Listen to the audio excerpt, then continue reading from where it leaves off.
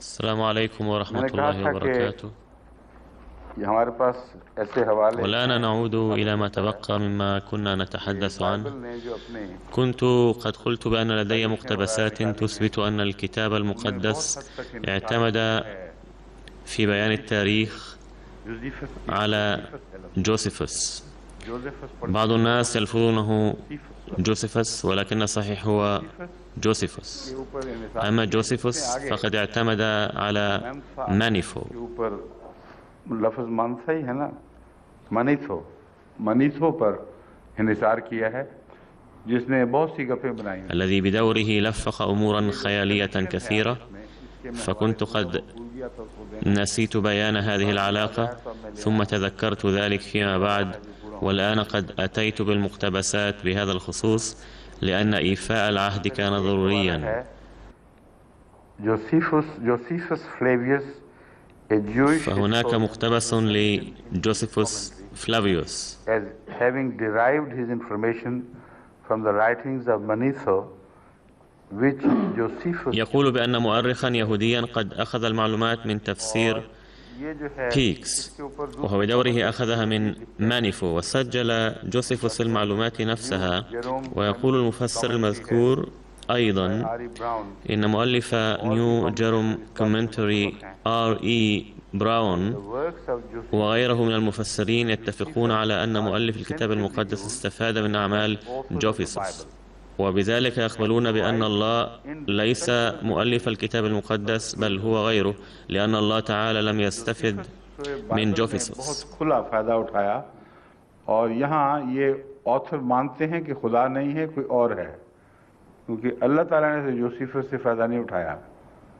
इसलिए जाहिर बात है कि यहाँ فمن الواضح أنهم يقرون هنا हमारी बाइबल में जो أنه قد جمعت في बहुत से كتابهم वाक़यात हैं المقدس वो روايات रवायतें أناس लोगों ने इकट्ठी كثيرين. की हैं وهناك مقتبس واضح एक آخر हवाला भी बड़ा بهذا वाज़ेह है الصدد في History of Old history of the Old Testament Testament by by doctor Dr. Hemish. جاء فيه Hemish ये लिखते हैं कि for the history of the Old Testament one of the sources is the history sketched of Egypt from the beginning down to Alexander the Great by an Egyptian priest called Manetho, 3rd century BC. तो ये इकरार هناك اعترافات كثيرة مثلها ولكني أكتفي بهذا बाद में पैदा القدر. होता है कि जब والسؤال बाइबल هو أنه إذا كان مؤلفو الكتاب المقدس أناسا وهم الذين جمعوا فيه كل شيء كما يعترف هؤلاء الباحثون فإن بيان القرآن الكريم بصورة متكررة يبين أن فيه هدى ونورا وفيه ما تستطيعون الاستفادة منه اليوم أيضا ليس فيه أي تناقض. असल वाक़या ये है कि हज़रत सल्लल्लाहु अलैहि वसल्लम की अहादीस الحق أن أحاديث النبي صلى الله عليه وسلم تشبه روايات الكتاب المقدس من هذه الناحية.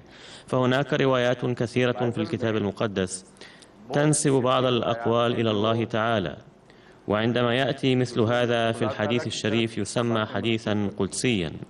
وهذا ليس بمرتبة الوحي القرآني بل هذه روايات رواها الناس ويعتبرها المحققون جميعا أنها تأتي في المرتبة الثانية. أما الحديث القدسي فيحتل المكانة العليا في قائمة الأحاديث.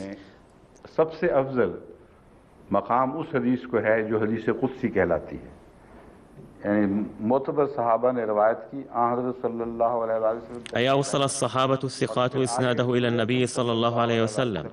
وقد نسب النبي صلى الله عليه وسلم هذا الكلام إلى الله تعالى وقال بأن الله تعالى قال له ذلك. إذن إن مرتبة الحديث القدسي تشبه بعض الروايات الواردة في الكتاب المقدس. والروايات التي تضم أمرا معين من الله فيها هدى ونور.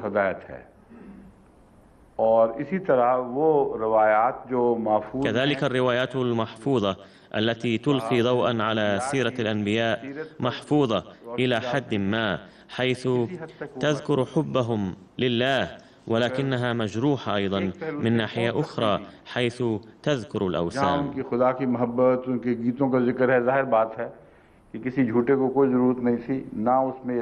من المعلوم أنه لا حاجة للكاذب ولا يقدر أصلا على أن يظهر حبه لله تعالى بهذه القوة.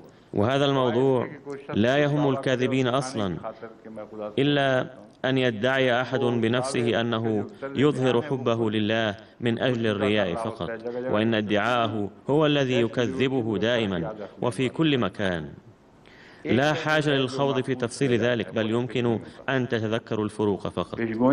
जब तक पूरी न हो अल्लाह ताला उनकी हिफाजत फरमाता है और अगर वो हिफाजत ना फरमाए तो هناك جانب يحظى بالحماية وهو جانب النبوءات، والله تعالى يحفظ النبوءات إلى أن تتحقق، ولو لم يحفظها الله تعالى لصار مضمونها مبهما وسقط عن الاعتبار تماما.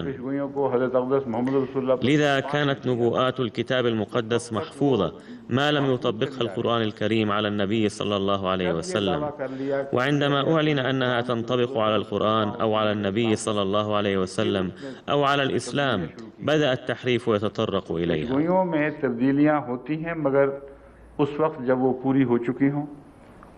إذن يحدث التغير في النبوءات ولكن بعد تحققها، ويحاول الناس أن يغيروا اتجاهها إلى أهداف دنيا، ففي الكتاب المقدس أيضا هدى ونور، وفيما يتعلق بالتعليم الأساسية فمعظمها محفوظة، ولكن إلى درجة أن يؤيدها الكتاب الذي جاء بعده.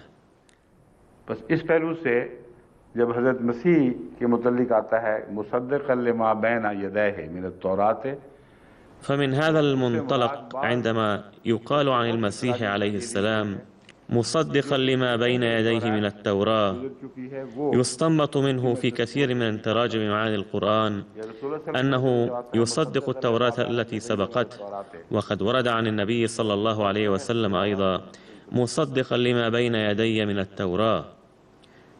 هنا قال حضرته للسكرتير الخاص أن يستخرج من القرآن حيثما ورد فيه كلمة مصدق بحق النبي صلى الله عليه وسلم، ثم قال: لقد رأيت أنه قد ذكر في تراجم كثيرة أني أصدق ما مر من قبل في التوراة، ولكني أرى أن هذا ليس صحيحا، لأن ذلك يؤدي إلى مفاسد كثيرة، والأغيار يعترضون على مثل هذه التراجم ويقولون بأنه من ناحية هناك تصديق لما ورد في التوراة والإنجيل، لأن النبي صلى الله عليه وسلم يقول بأني أصدقه، ومن ناحية ثانية تكذبون بعض دواعيهما بصراحة تامة وتقولون بأنها تفتقر إلى الحقيقة، وتقولون بأنها من صنع الإنسان. إذن معنى بين يديه الحقيقي والمسلم به هو ما هو أمامه، والمراد من ذلك أني أصدق ذلك التعليم الذي يصدقه الله تعالى ويصدقه الوحي. मैं उसकी तस्दीक करता हूँ।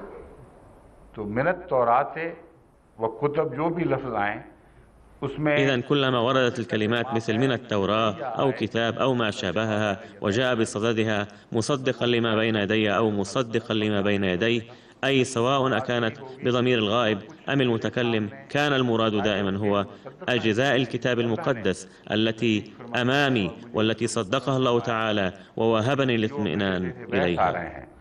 जो मैं बाइबल के हवालों के तौर पर पेश कर रहा हूँ, أي أصدق ما أقدمه اقتباسا من الكتاب المقدس لأنه من الله تعالى، ولا يشمل تصديق هذا أجزاء حرفتها أيدي الإنسان وتدخلت فيها. उसकी तस्दीक इस तस्दीक में शामिल नहीं है। ये इसलिए समझाना ज़रूरी है कि यूरोप में إن استيعاب هذا الأمر ضروري، لأن دعاتنا في أوروبا يواجهون هذه المشكلة كثيرا، إذ يثير أتباع شهود يهوى مثل هذه الأسئلة، ويخلق دعاتنا بغير حق. يجب أن يقول لهم بأن هذا أسلوب القرآن الكريم، انظروا إلى عظمة هذا الكتاب العظيم، إذ إن الأسلوب الذي اختاره لتصديق النبي صلى الله عليه وسلم هو نفسه استخدمه مع المسيح عليه السلام. और ये साबित है कि मसीह बहुत सी बातों को छुटलाता था, उनके वो तर्जुमे कबूल नहीं करता था जो ये करते थे। فكلاهما صدق الكتاب المقدس القديم بالأسلوب نفسه وبالكلمات نفسها، وثابت أيضا أن المسيح كان يكذب أشياء كثيرة منها، وما كان يقبل تراجمهم أيضا التي قاموا بها، وما كان يحملها على الظاهر مثل صعود إيليا إلى السماء ونزوله منها بالجسد المادي، ففي هذه الحالة يقع الاعتراض نفسه على المسيح عليه السلام أيضا. لذا فقد بين الله هذا الأمر عن عيسى عليه السلام أيضا لإنقاذ القرآن الكريم من هجمات المسيحيين، وهذا أحد الأهداف الكثيرة التي يحققها القرآن الكريم ضمنيا، فقال بأنه عليه السلام كان يصدق ما كان أمامه، ولكن ذلك التصديق لم يكن يشمل جميع أجزاء الكتاب المقدس. يجب أن تتذكروا هذا الأمر جيدا.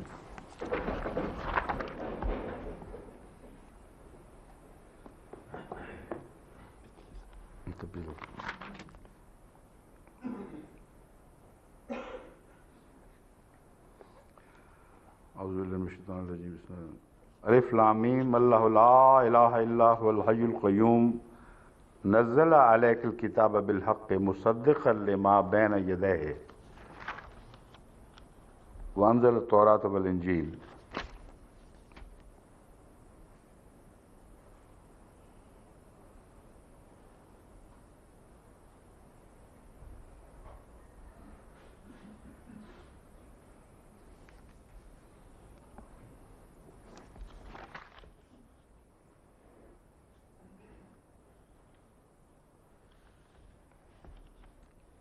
बैन यदैहि का मतलब यहाँ उस तरह वाज़ेह नहीं हो रहा। वो दूसरी आयत है जो मेरे पेश नज़र है जिसमें कोई भाम नहीं रहता समझने में। إن مفهوم بين يديه لا يتضح هنا جيدا كما في الآيات الأخرى.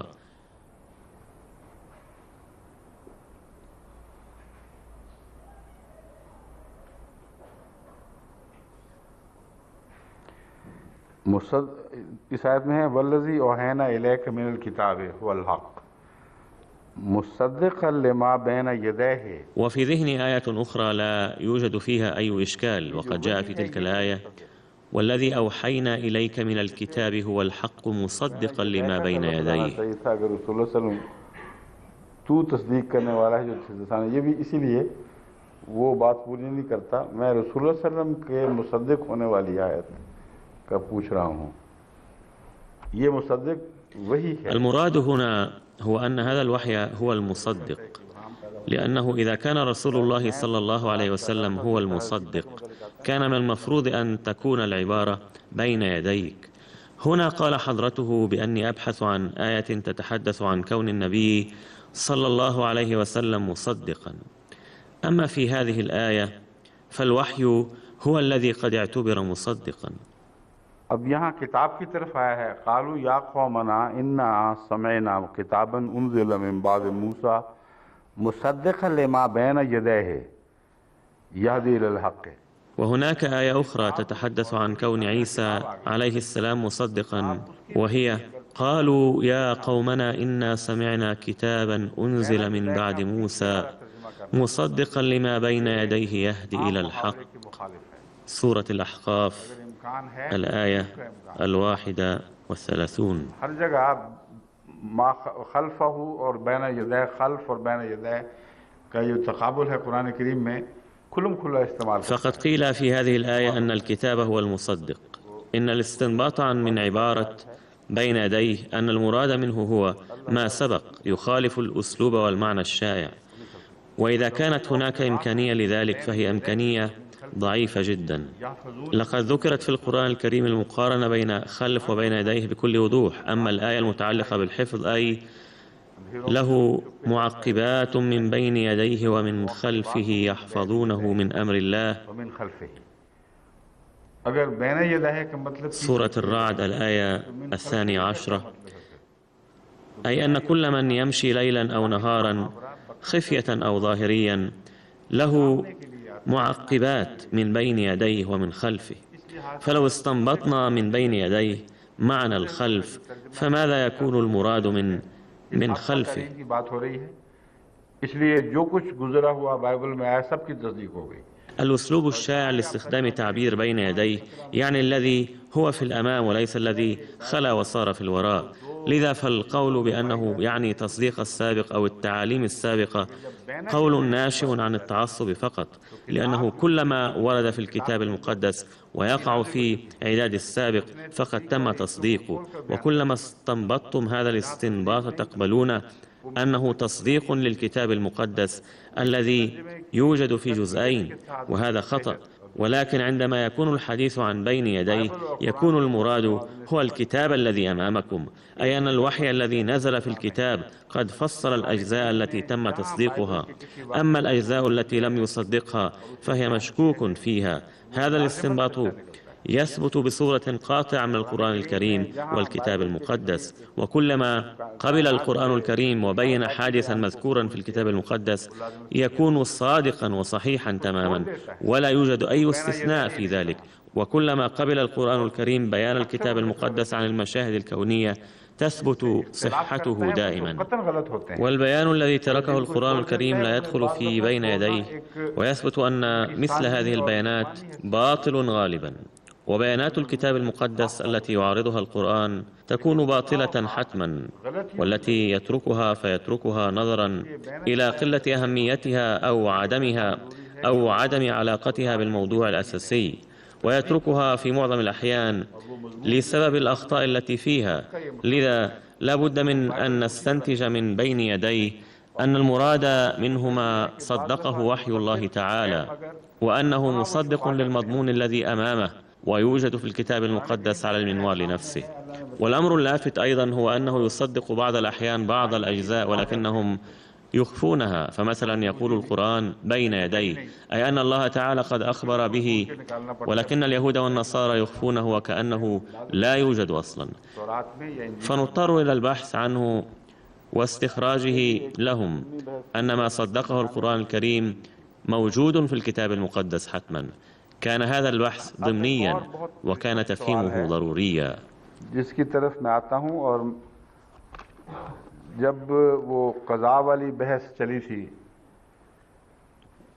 ثم هناك بحث شيق آخر أعود إليه الآن، وهو بحث حول كلمة قذى في الآية اقذفيه في التابوت فاقذفيه في اليم.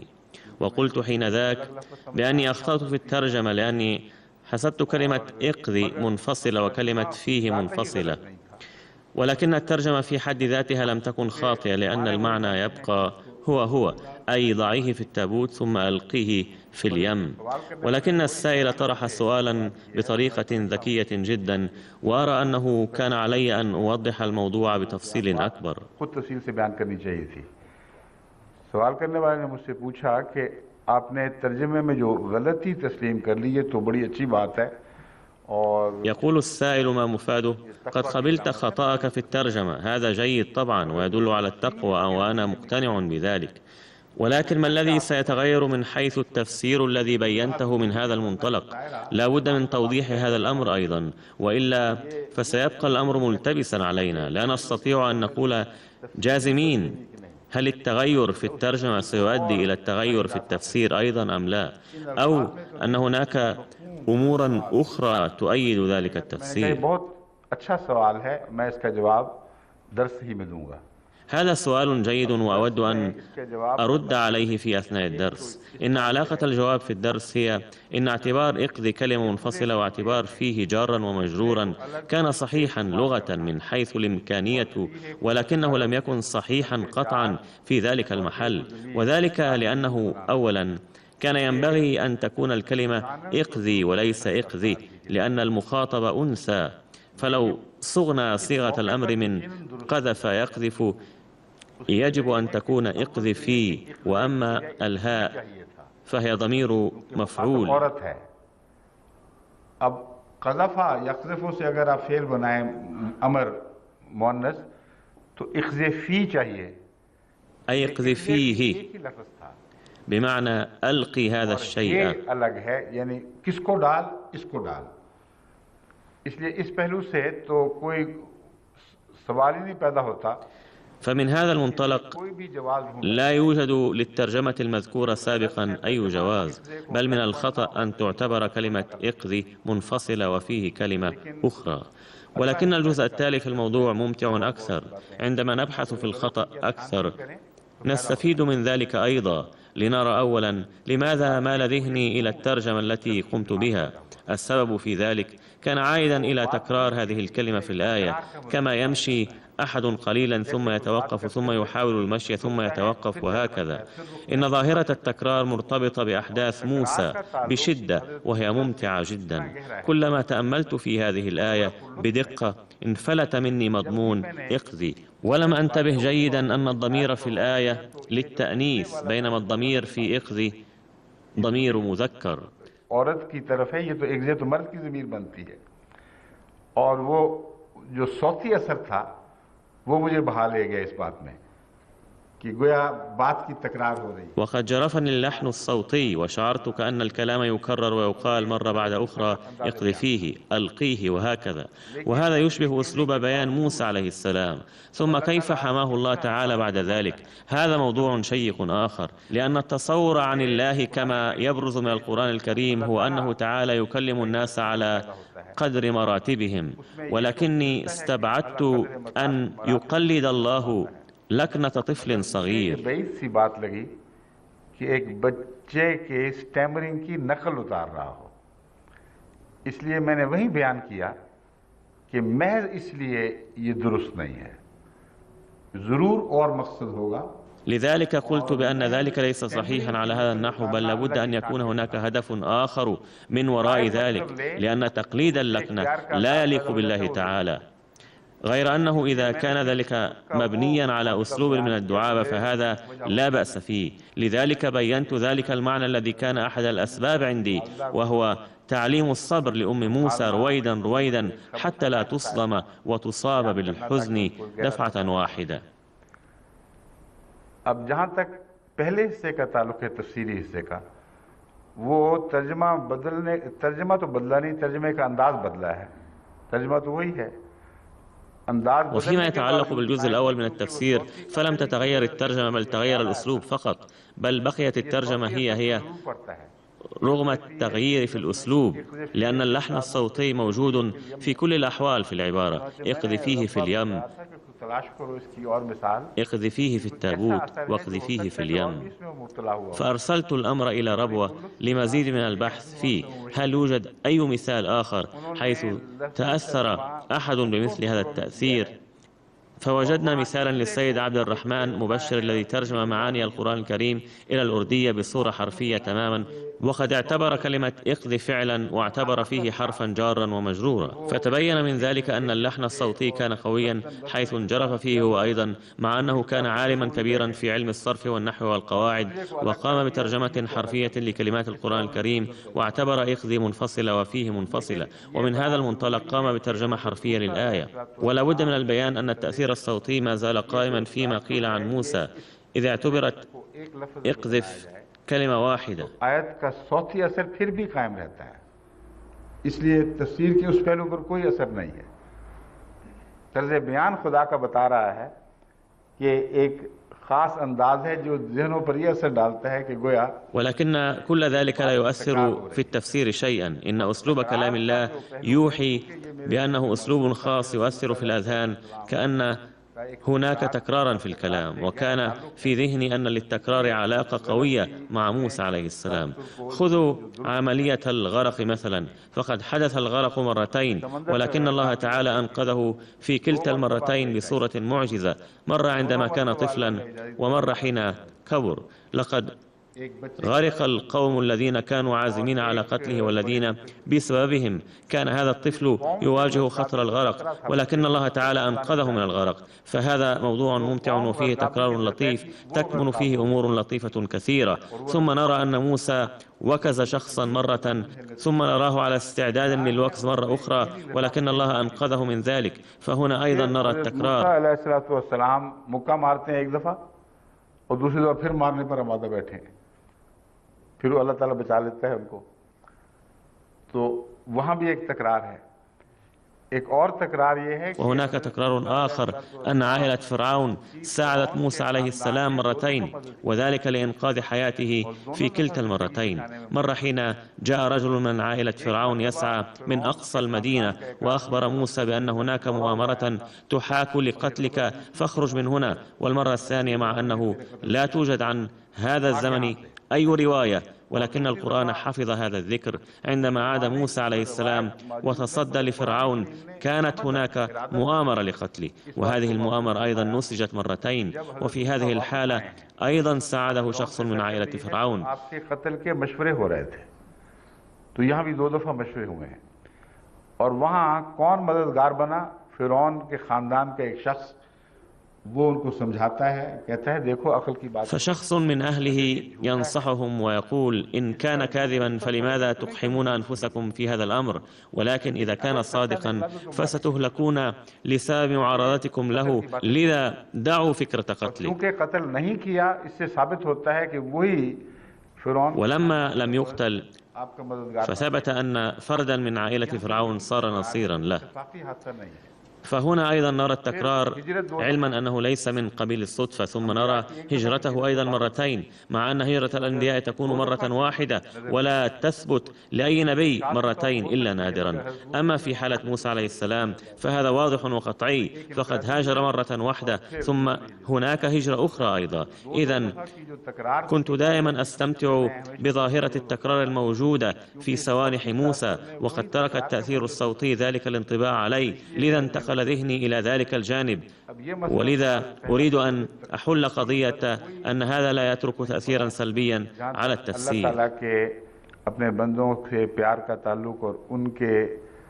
وفيما يتعلق بحب الله لعباده واختياره أسلوبهم وكلامه معهم حسب مراتبهم وعقولهم، فلا يترك ذلك أي تأثير سلبي، فالله تعالى سلم رغم حدوث الخطأ مني. هناك مقتبس من كلام المسيح الموعود عليه السلام بهذا الصدد، وهو قول فيصل حيث يقول حضرته عليه السلام: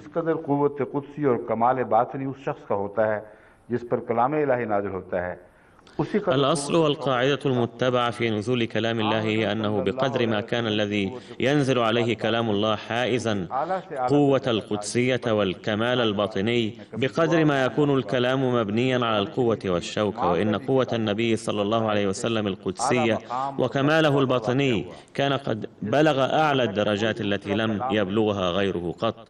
بس كلام إلهي का जिस पर वो नाजिल हो रहा है إذن فإن لكلام الله تعالى علاقة متينة بكفاءات وقدرات الذي ينزل عليه. فلو فهمنا هذا الموضوع لحلت أيضا الأمور التي تبدو أخطاء في بعض الأحيان. لقد ألقيت ضوءا من قبل أيضا على أن بعض الناس يكونون عديمي العلم تماما وليس لديهم أدنى إلمام بالعربية، ومع ذلك يتلقون الإلهام بالعربية، ونعلم أنهم صادقون لأن إلههم يعلم العربية وهو خالق القرآن الكريم. هنا يمكن أن يبدأ بحث آخر، وهو هل القرآن مخلوق أم لا؟ إنهم لا ينتبهون إلى ما قاله القرآن الكريم: الرحمن علم القرآن خلق الإنسان علمه البيان. هنا طلب أمير المؤمنين من السكرتير الخاص أن يخرج الآية من القرآن الكريم حتى لا يحدث خطأ في قراءتها، وقال بأن إمكانية الخطأ واردة كما نتحدث حاليا عن إمكانية حدوث الخطأ. خلق الإنسان علمه البيان. मुझे तो याद पक्का याद है कि यही है, देख लेते हैं, गलती का इम्कान तो साबित हो गया कि हो सकती है। यही बहस चल रही है, निकालें। अर्रहमान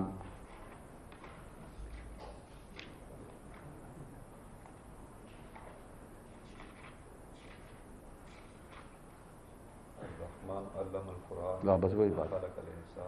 الرحمن علم القرآن. الرحمن علم القرآن، أي هو الرحمن الذي علم القرآن، ومع ذلك عندما يكلم الآخرين لا يكون كلامه هذا على المستوى نفسه، وقد قدمت ذلك كنظرية أخرى وأراها صحيحة أيضا. वो भी मैं दुरुस्त समझता हूँ। हज़रत मसीह मौऊद अलैहिस्सलाम का जो आरिफाना कलाम है إن كلام المسيح الموعود عليه السلام المليء بالمعارف يبين هذا الموضوع بطريقة أخرى. لقد قلت من قبل بأن في كل شخص جهاز استقبال مودعا فيه، فكما يسمع الإنسان من الراديو، وإذا كان في الجهاز خلل كان صوته ضعيفا وغير واضح مهما كانت محطة الراديو قوية. ونرى في بعض الأحيان أنه إذا كان الجهاز جيدا يلتقط الصوت جيدا من بعد شاسع أيضا.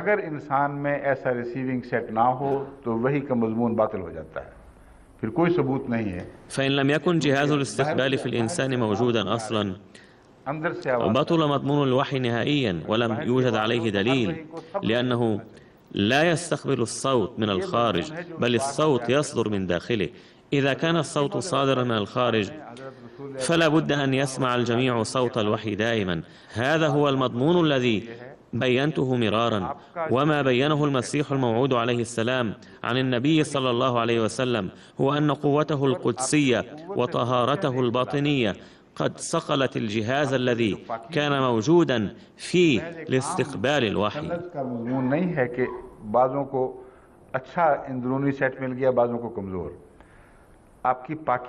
وهذا ليس أمرا عشوائيا أن ينال أحد جهازا جيدا والآخر رديئا، بل إن طهارته صلى الله عليه وسلم وقدسيته الباطنية هي التي خلقت فيه هذا النور الذي بسببه نزل عليه ذلك الإلهام ونال عظمة هائلة بعد أن أثر فيه النور تأثيرا إيجابيا عظيما.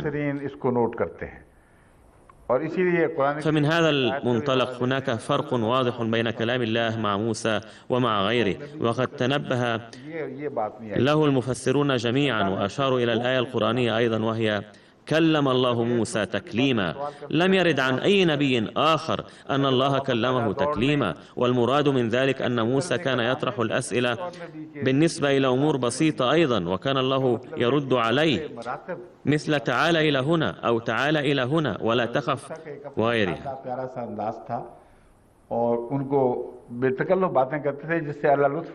وهذا الأسلوب من الكلام لا يلاحظ في كلام مع أي نبي آخر، فهذا يعني أن الله تعالى يحافظ على المراتب. كان أسلوب موسى بسيطا ولطيفا، فكان يتكلم بكل بساطة ومن دون أدنى تكلف، فيستمتع به الله تعالى أيضا إن صح التعبير، ويكلمه بالأسلوب نفسه.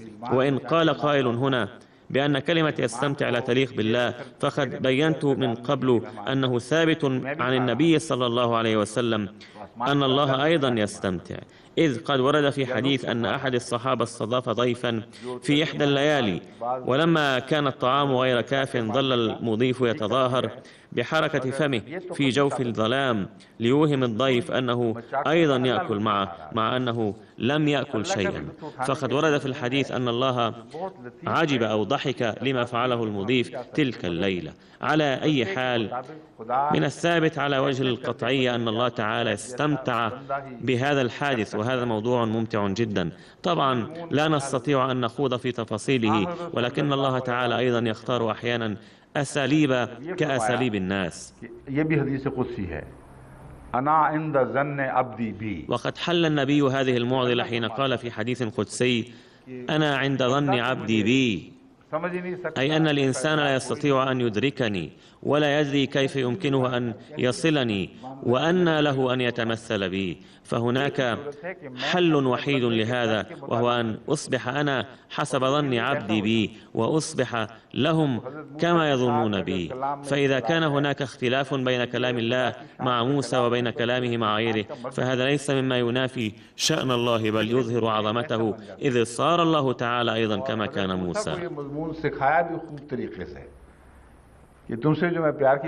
وقد علم موسى بكل حب وتودد أن الكلام المبني على الحب والتودد الذي أكلمك به لا تظنن أني لا أستطيع الكلام بالأسلوب نفسه مع غيرك، بل أكلمك حسب مزاجك وأكلم الآخرين حسب مزاجهم.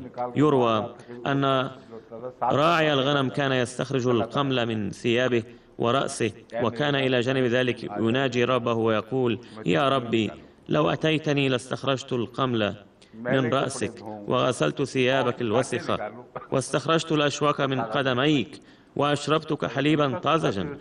سمع موسى عليه السلام كلامه واستاء منه، ولكنه نسي أن الله تعالى يكلمه أيضا حسب مزاجه، فقال للراعي: إياك أن تقول مثل هذا الكلام، هل تظن أن الله تعالى مثل الناس وهو محتاج وإنسان فقير مثلك؟ عندها نزل الوحي على موسى ينهره قائلا: يا موسى، من أنت حتى تحول بيني وبين عبدي؟ دعك من هذا فقد استمتعت بكلامي.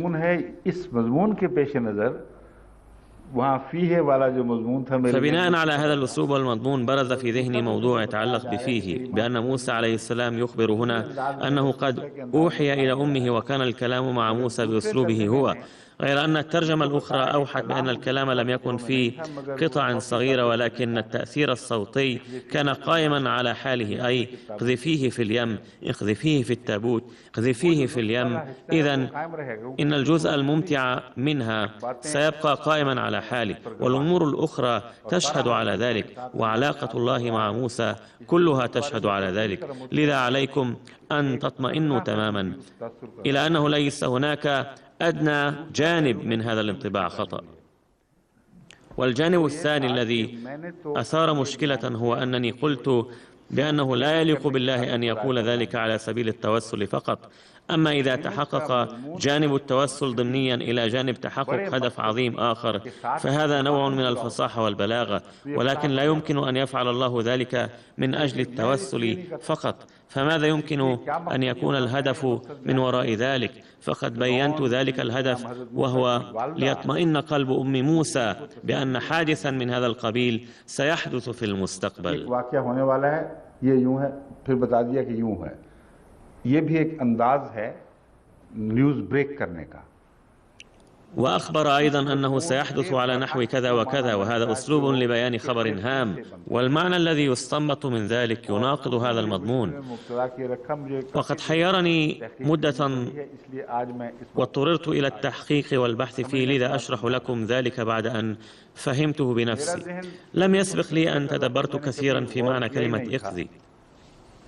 तर्ज बयान से साबित था कि ये तर्जमा ही हो सकता है। इसी तरह गालिबन अब्दुल रहमान बशीर ने भी कह दिया। وكان ثابتا من أسلوب الكلام أنه لابد وأن تكون ترجمة حرفية. كذلك قال السيد عبد الرحمن مبشر بأن معناه ألقي أو ضع. لم يكن بحثي البسيط سببا لترجمة كلمة اقضي، ثم بحثت فيما بعد لأعلم ما معنى اقضي ولأعلم هل يعطي هذا المعنى أم لا. عندها تبين لي أن اقضي يستمد من قذن، والقذى هو ما يقع في العين وما ترمى به. उस तिनके को कहते हैं जो आंख में पड़ता है। आमतौर पर जो लुगत की किताबें हैं वो इसे फेल लाजिम बताती हैं। क़ज़ा का मतलब है, वो कहाँ है वो बहस, ये है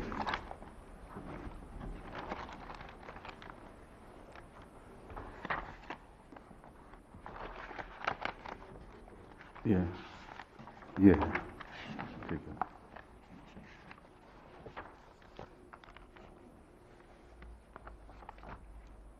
लेकिन यानी تعتبر القواميس هذا الفعل فعلا لازما عادة، فمعنى قذى هو أن قشة دخلت في العين، والمعنى الثاني فيه هو وصل إلى الشاطئ، والمعنى الثالث هو القشة العائمة فوق الماء التي ظلت تنتقل رويدا رويدا حتى وصلت إلى الشاطئ، والمعنى الرابع هو القشة العائمة على البحر إذا وصلت إلى الشاطئ.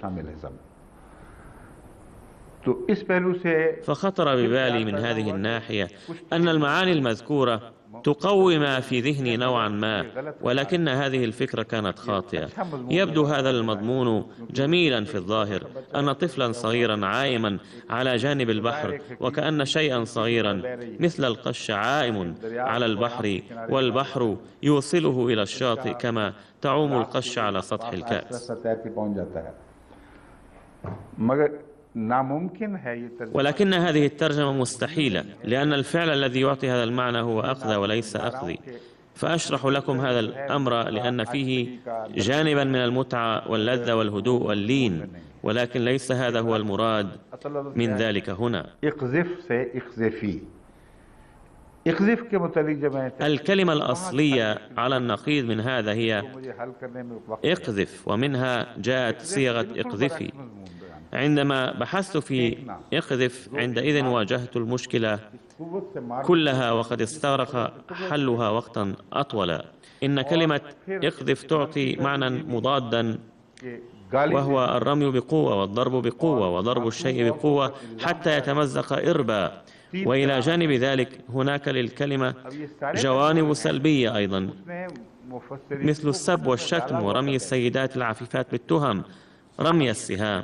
فهذه الأمور كلها حيرت المفسرين من قبل، وذلك التفسير أثر هنا أيضا، لذا لابد من شرح هذا الأمر للوصول إلى تفسير صحيح.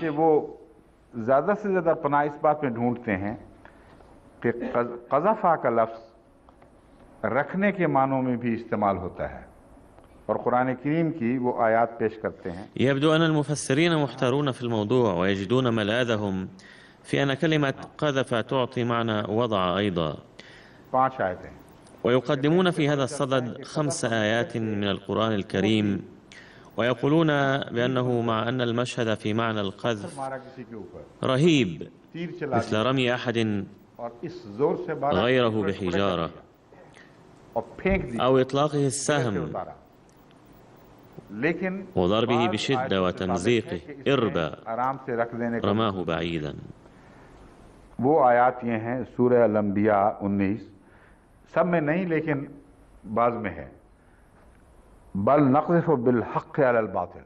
ولكن يثبت أيضا من بعض الآيات أن هذه الكلمة تعطي معنى الوضع بكل هدوء أيضا، والآيات هي كالتالي، علما أن كل هذه الآيات لا تتضمن هذا المعنى بل بعضها. بل نقذف بالحق على الباطل، سورة الأنبياء الآية 19. هذه الآية لا تتضمن معنى الوضع بسهولة وهدوء، بل معناها أن الحق يمزق الباطل إربا. الآية قل إن ربي يقذف بالحق علام الغيوب، سورة سبأ الآية 49. هنا أيضا معنى الضرب على الباطل، علما أن كلمة الباطل غير مذكورة هنا. ثم جاء في سورة سبأ نفسها وقد كفروا به من قبل ويقذفون بالغيب من مكان بعيد، سورة سبأ الآية 54. दूर के मामलात में टामक-टोहियां मारते हैं, दूर के तीर चला रहे हैं, शायद निशाने पर बैठ जाए. أي قول كلام مستبعد، رمي السهام ورمي الشيء بعيدا والتفكير في أمر بعيد. هذه هي المعاني في هذه الآية، وقد كفروا به من قبل ويقذفون بالغيب، أي يتخبطون في أمور بعيدة المنال لعلهم يصيبون الهدف، مع أنه لا إمكانية لإصابتهم الهدف. من مكان بعيد أي أنها أمور بعيدة وهم بعيدون جدا عن الحق. ثم جاء في القرآن الكريم لا يسمعون إلى الملأ الأعلى ويقذفون من كل جانب، سورة الصفات الآية 9. أي أن الشياطين أيضا لا يقدرون على أن يسمعوا كلام الملأ الأعلى، لأن ذلك يفوق قدرتهم، بل ويقذفون من كل جانب دحورا. في هذه الآية أيضا لا نجد معنى قاطعا، ولهم عذاب واصب. وإذا كانت هناك آية أخرى تتضمن معنى الوضع فليست أمامي الآن، ولكن من الواضح تماما أنه حيثما كان الموضوع لا يتعلق بالأشياء المادية يمكن أن تستنتجوا منها معنى الوضع، ولكن كلما استخدمت للشيء المادي أعطت معنى الرمي والطرح بعيدا والتخلص من الشيء ورميه بسرعة. فمن منطلق هذه المشكلة كنت أقول من ناحية بأن الله تعالى يتودد إلى أم موسى ويطمئنها، وقدرت ذلك من كلمة اقضي ومن تكرار كلمة فيه، ومن ناحية ثانية أقول لأم موسى بكل شدة أن اقذفي الطفل وأبعديه، فما المراد من ذلك؟ तीर चलाने का मजमून है दूर फेंकना, तो मुराद ये थी कि ये बच्चा तुझसे दूर जाने वाला है, इसलिए जब समंदर में जाएगा तो. من بين المفسرين يقدم الإمام الرازي تأويلا ويقول لما كان معنى الكلمة هو رمي السهام والرمي بعيدا، إذا كان المراد أن الطفل سيبعد عنك، لذا عندما يلقى في البحر سينطبق عليه أمر اقذف، أي ارميه بعيدا عنك. ولكن المشكلة أن هذا الاستدلال ينطبق على اليم وهو مذكور، أو البركة أو نهر النيل، ولكن من أين جاء استدلال وضع الطفل أو قذفه في الصندوق بقوة؟ هذا لا يمكن. إنني مطمئن إلى ما فهمته بعد إمعان النظر في الموضوع، ففي بعض الأحيان يصبح خطأ ما مدعاة لتصحيح خطأ آخر، وهذا هو المراد من حماية القرآن الكريم، أي أنه حتى إذا وقع خطأ فمع ذلك يحمي الله المضمون ويظهر نتائجه الطيبة أيضا. هذا ما فهمته في هذا الموضوع. أما فيما يتعلق بخوف الأم، فتقول الآية نفسها: ألا تحزني لأن ماء البحر أو النهر سيلقيه إلى الساحل ولن يغرق الطفل. فإن الكلمات وأسلوب البيان يتضمنان هذه الطمأنينة، ولكن لماذا اختير هذا الأسلوب للبيان؟ أرى أن موسى عليه السلام كان في خطر مباشر، إذ كان رجال فرعون يبحثون عنه، وكانوا يدهمون البيوت حيثما اطلعوا على وجود طفل. لقد كان الله تعالى أرشدها أن عليك أن ترضعيه لفترة وأن تبقيه معك وتستأنسي به، فكانت مقتنعة تماما حسب هذا التعليم أنه لن يلحق به أي ضرر، لأن الله تعالى قد أخبرها بذلك. من الممكن أن تكون هذه الأخبار منتشرة وذائعة في الخارج، أن هناك طفلا في مكان كذا وكذا، فمن الممكن أن يكون جنود فرعون قد خرجوا بحثا عن موسى، وبالتالي يكون موسى في مواجهة خطر مباشر. فأراد الله أن يخبر الأمة بأن هناك خطرا داهما، لذا يجب ألا تضعفي ولا تتباطئي، بل يجب أن تحاولي تخليصه من هذه الأوضاع، بل يجب أن تحاولي تخليصه من هذه الأوضاع والظروف سريعا، لأن الأمر طارئ جدا. وفي هذه الحالة تعطي كلمة القذف هذا المعنى، وإلا فإن الكلام القاسي في مثل هذه المناسبة لا يبدو جيدا، ولكنه ينسجم مع هذا المضمون الذي ذكرته. والمراد من ذلك أن الله تعالى أراد أن يخبرها بأنه يمكنك أن تقذفيه، ولكني سأحفظه، لذا أخرجيه من هناك وأبعديه عنك بسرعة. هذا هو الموضوع كله. وإلى أي مدى أثر في أمور التفسير وماذا كان السبب من وراء ذلك، فقد شرحت لكم كل هذه الأمور. المفسرون محتارون، ولماذا استخدمت كلمة قذف وهي قاسية من حيث المعنى، ولا يدرون كيف يمكن أن يتعاملوا معها وكيف يمكن أن يتخلصوا من تأثيرها السلبي. يقول البعض بأنها تستخدم بمعنى الشتيمة البذيئة والرمي بالتهم، فما محلها في هذه المناسبة؟ إذن فالمناسبة هنا تقتضي الإبعاد كما بينها الإمام الرازي، ولكن ليس الإبعاد ببطء، بل الوضع يقتضي الإبعاد بسرعة. يقول المفسرون بأن الله تعالى قال لها اقذفيه بسرعة ولا تهتمي بإبقائه عندك. وفيما يتعلق بالعاقبة، يقول الله تعالى بأني سأتولى هذا الأمر فلا تقلقي بهذا الشأن. إنني ممتن كثيرا للأخ الذي طرح هذا السؤال البسيط، لأنه كان ضروريا، ولو لم يطرح لما انتقل ذهني إلى هذا المضمون. والآن أعود إلى صلب الموضوع، إذ يوجد عندنا بعض الوقت. अब असली जो मजमून है उसकी तरफ आएंगे ना, नहीं आए तफसीर, अभी वक्त है ना हमारे पास। अब तो रोजमर्रा दस्तूर ये बनता जा रहा है। لقد صارت عادتنا منذ بضعة أيام أننا نبذل وقتا كثيرا في تسديد الدين من أيام سابقة، ولا يبقى وقت للاستثمار من جديد، إذ قد مرت حوالي ساعة اليوم أيضا في ذلك. أعوذ بالله من الشيطان الرجيم. بسم الله الرحمن الرحيم. إن في خلق السماوات والأرض واختلاف الليل والنهار لآيات لأولي الألباب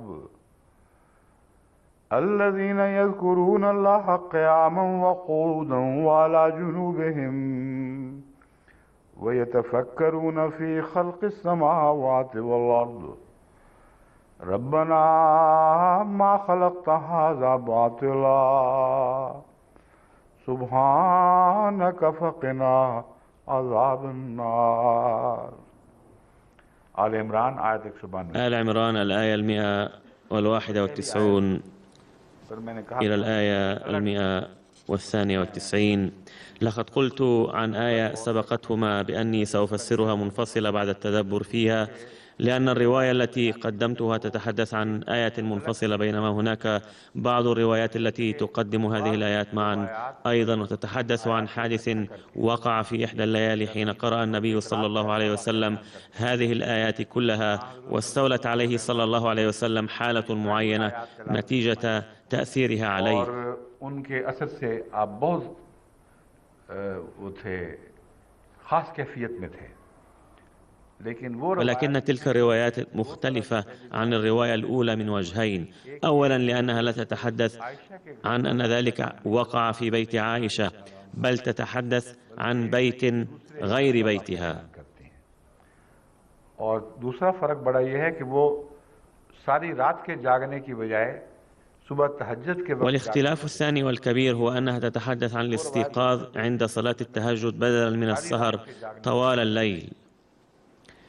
أما الرواية التي قدمتها فهي تتحدث عن السهر طوال الليل، فهذه الآيات كانت محببة جدا إلى النبي صلى الله عليه وسلم ومؤثرة في قلبه كثيرا، فكان صلى الله عليه وسلم يتأمل فيها كثيرا. आयत का वो मफहूम जो मैंने बयान किया था वो मज़मून कुरान के मज़मून के रब। ولسوف أتطرق إلى هذا البحث فيما بعد، والآن أريد أن أقول بأن للآية مفهوما بينته وكان ضروريا لبيان الربط في مضمون القرآن الكريم.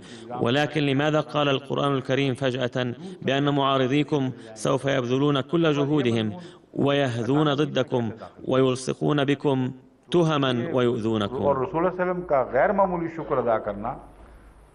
وكنت أفهم وما زلت أفهم من أداء النبي صلى الله عليه وسلم الشكر بصورة غير عادية أنه قد تلقى البشارة حتما، مع أن هذه الآية التي تتحدث عن اختلاف توجد في صور أخرى أيضا ببعض الاختلاف في الكلمات، ولكن كلمة اختلاف الليل والنهار موجودة فيها، ولا بد أن تتضمن هذه الآيات مضمونا خاصا، إذ قد جاء في بعض الروايات أن السيدة عائشة رضي الله عنها كانت متأثرة بشكر النبي صلى الله عليه وسلم غير العادي لله تعالى، لدرجة أنه إذا سألها أحد بعد وفاته صلى الله عليه وسلم بزمن طويل أيضا كانت تبكي بشدة، وكانت متأثرة بذلك الحادث لدرجة لم تتمالك فيها دموعها، فقالت باكية بأنها رأت النبي صلى الله عليه وسلم يفعل كذا وكذا طوال الليل.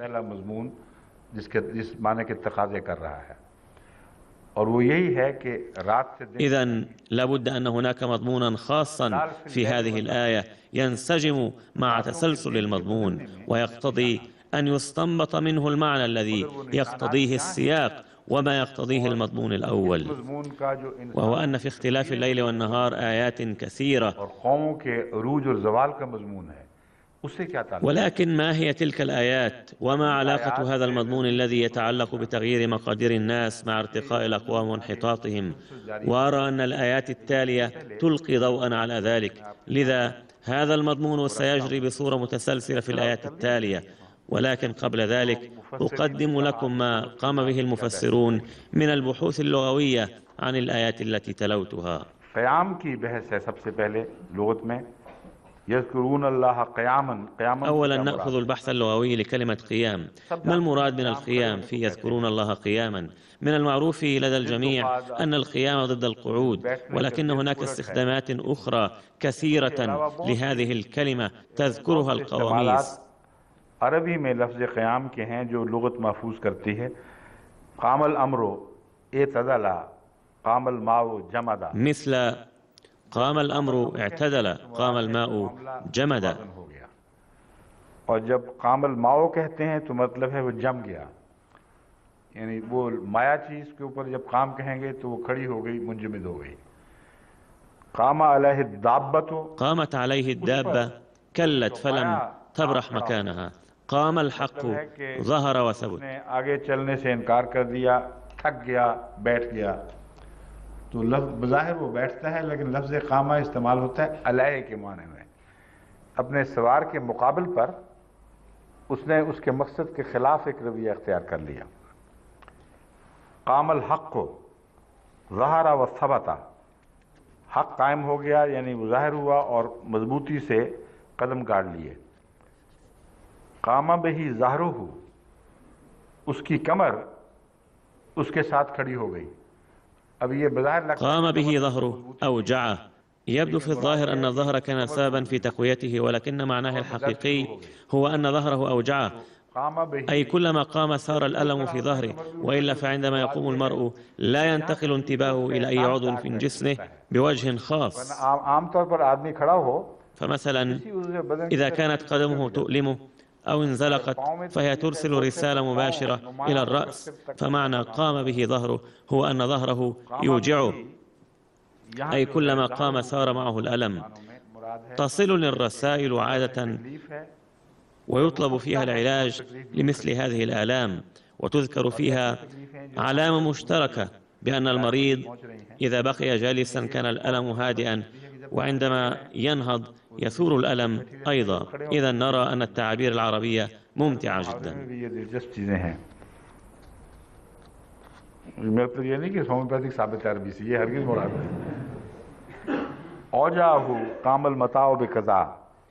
قام به ظهره أوجعه، قام المتاع بكذا، تعدلت قيمته بكذا، قام بأمر تولاه.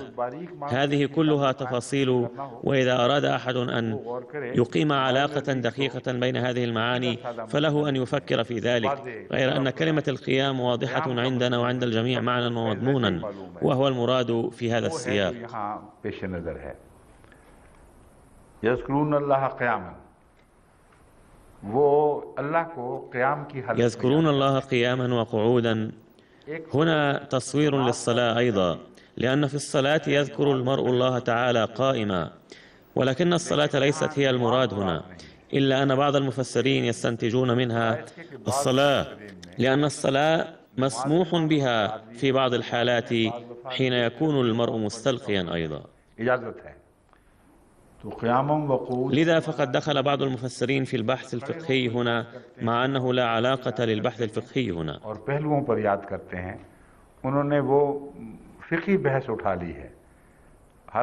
وهناك بعض المفسرين الآخرين الذين يرفضون ذلك رفضا باتا، وقالوا بأنه لا مجال للبحث الفقهي هنا. المراد باختصار هو أن الإنسان يستطيع أن يذكر الله تعالى أيا كان وضعه وحالته، فلا مانع في ذلك، ولا يحول وضع أو حالة دون ذكر الله.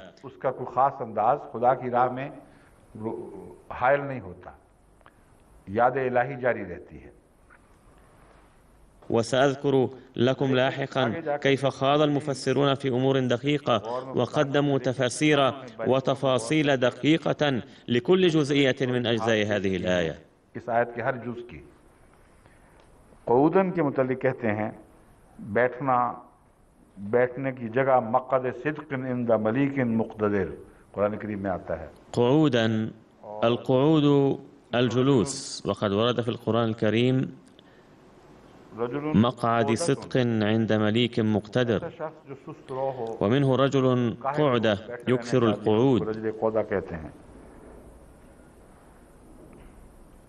घात लगाकर बैठने के लिए भी قعود का लफ्ज़ इस्तेमाल आता है। يعطي هذا اللفظ معنى القعود في المرصاد أيضا، كما يقول الشيطان لأقعدن لهم صراطك المستقيم. تستخدم كلمة أقعدن عندما يكون أحد في انتظار العدو وتطول مدة الانتظار ويضطر إلى الاختفاء أيضا. والأصل هو القعود. बैठना ही असल वो अंदाज है जिसमें किसी की घात लगाई जा सकती है। والترصد لا يمكن بالاستلقاء. عندما تترصد الحيوانات تفعل ذلك قاعدة، كذلك عندما يترصد الأسد يقعد لهذا الغرض. मगर فالكلمة قعود تفيد ذلك أيضا. فإذا أريد تطبيق هذا المعنى على الآية يمكن ذلك نظرا إلى المعاني الواسعة لهذه الكلمة. ومن معاني القيام مواجهة المرء العدو بشجاعة متناهية، ومن معانيه القعود في المرصاد للعدو وانتظاره بصبر ومثابرة. هذا المعنى ينطبق على حالة عباد الله الذين يذكرون الله تعالى في كل حال. ليس المراد من القعود هو مجرد القعود، ولا المراد من القيام هو الوقوف الظاهري هنا، بل المراد هو أنهم عندما يخرجون لمواجهة العدو ويتصدون له يذكرون الله، وكذلك عندما يكونون في حالة القعود أي في المرصاد يذكرون الله أيضا. ولكن هذه المعاني كلها بعيدة عن المعنى الحقيقي الذي سأذكره لكم لاحقا، ولها علاقة متينة ومهمة بمضمون الآية. ولكن قبل ذلك أريد أن أذكر لكم ما قاله المفسرون بهذا الصدد، ثم أذكر لكم ذلك المعنى المهم. مقاعد للسمع أي المراصد التي يقعد فيها علماء الأفلاك ويتدبرون في الكون طويلا. لم يذكر القيام هنا، بل ذكر القعود، وربط موضوع التدبر في الكون بالقعود بالصبر والمثابرة. هذا موضوع ممتع جدا، لأن القعود في المرصاد يتطلب صبرا طويلا، كما يتطلب مثلا صيد الأسماك أيضا صبرا طويلا، ولكنه لا يجاري القعود في المراصد للتدبر في الكون، لأن الجالسين في المراصد ينظرون إلى سنين طويلة أحيانا قبل أن تؤتي مساعيهم ثمارها ليحدث ما يفيدهم.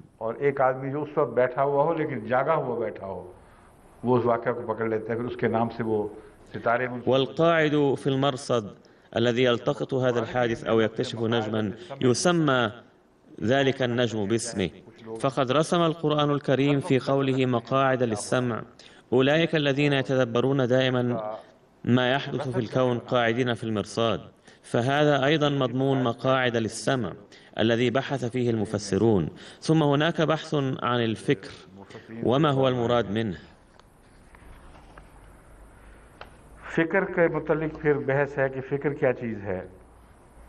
फिक्रतुन इल्म को मालूम करके इल्म को मालूम के पीछे चलाने की الفكرة قوة مطلقة للعلم إلى المعلوم. المراد من ذلك تقصي الشيء المعدوم وربطه بالعلم بالسلوك على طريقه، أي هي ليست أمورا افتراضية، بل إذا كان هناك علم فلا بد من وجود المعلوم أيضا، وإذا كان هناك معلوم فما علاقة العلم به، وما الدليل على أن للمعلوم علاقة بهذا العلم. هذا التقصي والتحري هما الفكر عند الإمام الراغب. इस जुस्तजू को हज़रत मुफ़रदात राग़िब के नज़दीक फ़िक्र कहते हैं।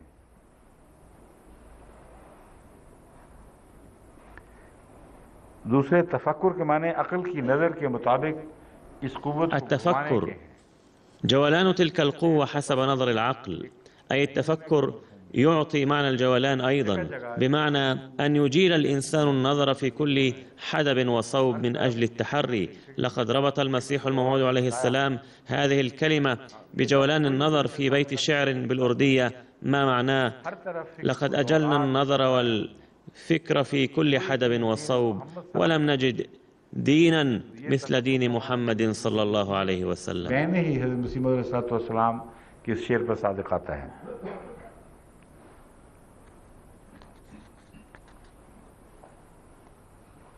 कहते हैं ये कुव्वत इंसान को तो हासिल है, हैवानों में ये। فمعنى التفكر الذي تذكره القواميس ينطبق على شعر المسيح الموعود بكل دقة. يقول الإمام الراغب: وذلك للإنسان دون الحيوان. ولكن هذا ليس صحيحا، فهناك بعض الحيوانات التي تعمل فكرها كما هو ثابت عن الفيلة، وثابت من أسلوب الفهد بأنه عندما يخرج الصياد للصيد يسبق فكر الفهد فكر الصياد، فيتوصل إلى نتيجة إلى أين سيذهب الصياد وأين يترصد، فيتسلق الفهد تلك الشجرة قبل الصياد ويختطفه قبل أن يصطاد. मामूली दायरे में जानवरों में भी मिलता है।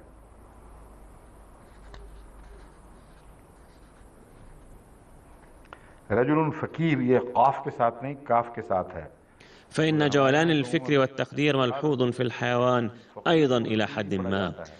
رجل فكير كثير الفكرة، والباطل نقيض الحق وضده، أبطل الشيء أفسده وأزاله.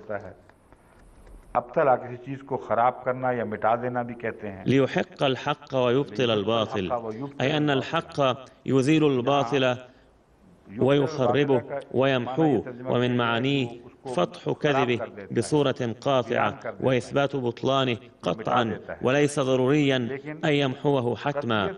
يبطل الباطل أي يثبت الباطل زائفا وغير جدير بالتسليم تماما. इस मजमून में शामिल है। ज़रूरी नहीं मिटाना हो। युब्तिल बातिला झूठ के हर पहलू के लिहाज से उसको बोदा और नाकाबिल तस्लीम होना साबित कर देता है।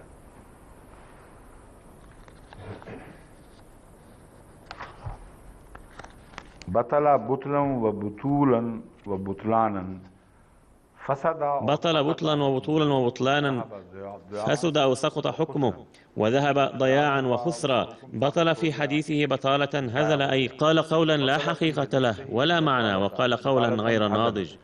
उसने बोधी बात कही, बेहकीकत बेमानी और कच्ची बात कही। बतौला बुतूलतन व बतौलतन सारा शुजान, वो बहादुर हो गया। बطل बतौलहु بطولة وبطالة صار شجاعا، بطله عطله. أبطل جاء بالباطل، الباطل ضد الحق. वो बातिल लाया। अल बातिलो ज़िद्दुल हक़, ये पहले भी बयान हो चुका है। सुभान जो लफ्ज़ है वो सबहा से निकला हुआ है, कसरत के साथ سبحان. هذه الكلمة مشتقة من سبح. لقد ذكر التسبيح في القرآن الكريم بكثرة. مصدر هذه الكلمة هو سبح سبحا وسباحة. السبح المر السريع في الماء والهواء. هذه الكلمة تتضمن معنى السرعة. हवा पर तैरने को भी सबह कहते हैं और पानी पर तैरने को भी सबह कहते हैं, लेकिन أما الذي يكون عائما ببطء فلا يطلق عليه هذا الفعل، بل يطلق السباح على من يسبح بسرعة. لقد جاء في القرآن الكريم كل في فلك يسبحون.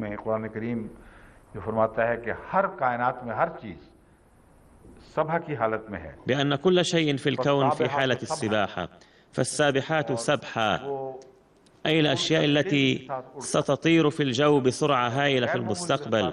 فقد استخدمت كلمة السابحات للتنبؤ عن اكتشاف الطائرات والصواريخ، ولكن السؤال الآن هو ما علاقتها بذات الله تعالى؟ अब सवाल यह है कि अल्लाह ताला की ज़ात से इसका क्या ताल्लुक बनेगा फिर। व तस्बीह तंज़ीहुल्लाह ताला व अस्लुहु والتسبيح تنزيه الله تعالى، وأصله المر السريع في عبادة الله تعالى، وجعل ذلك في فعل الخير. هذا ما شرح به الإمام الراغب هذه الكلمة، ولكن شرحه هذا لا يقنع، مع أن الإمام الراغب يحتل مكانة مرموقة. ولكن ما علاقة المر السريع في العبادة بتنزيه الله من كل عيب؟ إذن هذا ليس شرحا مقنعا. इमाम राग़िब का बहुत बड़ा मकाम है। इबादत में तेजी से आगे बढ़ना खुदा को हर किस्म के ऐब से पाक करार देने से क्या मुताबिकत रखता है, ये तशरीह नहीं है। وحمل ذلك على الاستثناء أيضا، وهو أن يقول إن شاء الله، ويدل على ذلك قوله تعالى إذا أقسموا ليصرمنها مصبحين ولا يستثنون. ये आयत का हवाला दिया है।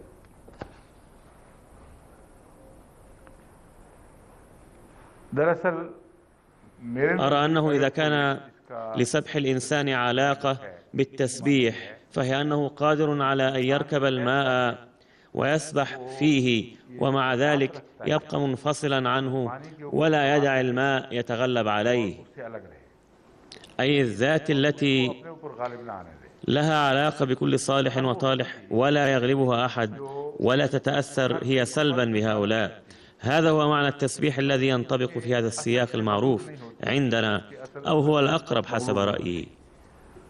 ये तस्बीह का माना है जो मेरे नज़दीक दुरुस्त बैठता है या करीब तरीन है उस मजमून से जिस मजमून में हम लफ्ज़ तस्बीह जानते हैं और करते हैं। फिज़ा में भी परिंदा उड़ता है तो हर वक्त खतरा है कि عندما يطير الطير في الفضاء يكون هناك خطر دائم أن يسقطها على الأرض، ولكن تلك الذات تفوق ذلك. فإن مواجهة الأخطار وعدم قبول غلبتها وتأثيرها هما المراد من التسبيح الذي له علاقة بالمصدر سبح. अब जब तफसीली बहस में आते हैं मुफस्सिरीन तो अक्सर व बेशतर عندما يدخل المفسرون في البحث المفصل يبذلون جل وقتهم في بحوث القيام والقعود والجنوب، ويخوضون فيما هو المراد من القيام وما المراد من القعود. هل تمكن العبادة أو هل يمكن ذكر الله بالقعود؟ لقد خاضوا في البحوث بنظرة دقيقة لدرجة قالوا لماذا قيل جنوبهم في الآية يذكرون الله قياما وقعودا وعلى جنوبهم، ولماذا لم يقل مضطجعا فقط؟ ثم استنبطوا مسائل فقهية، فقال بعضهم إنه يثبت من ذلك أنه إذا كان أحد مريضا وكان لابد له من أداء الصلاة مستلقيا فمن واجبه أن يصلي مستلقيا على جنبه ولا يصلي مستلقيا على ظهره، مع أن هذا ليس بثابت قطعا، بل يجب أن يذكر المريض الله تعالى في أي حالة يشعر فيها بالراحة والسكينة.